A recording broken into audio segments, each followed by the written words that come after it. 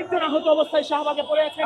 কিভাবে আহত হয়েছে? পুলিশের বাড়ি খাইছে, পুলিশের বাড়ি দিছে, পুলিশ আহত করছে, পুলিশের বাড়ি দিছে, পুলিশের বাড়ি খেয়ে আহত হয়েছে।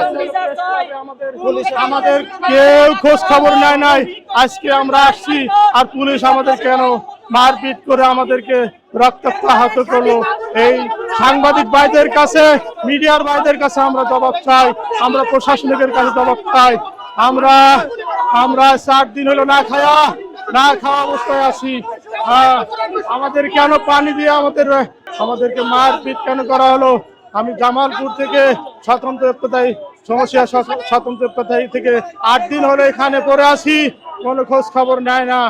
আজকে আমাদের পুলিশ যে অপমান অপদস্থ করলো। আমরা শিক্ষক, মানুষ গড়ার কারিগর, আমাদের ছাত্র সচিবালয় আছে, মন্ত্রণালয় আছে, আমাদের সুপ্রিম কোর্টে আছে, হাইকোর্টে আছে, আর আজকে শিক্ষক হয় আমরা পিটানি খাই পুলিশের। আমাদের পক্ষে কথা বলার কেউ নাই, আমাদের পক্ষে সবাই এগিয়ে আসুন।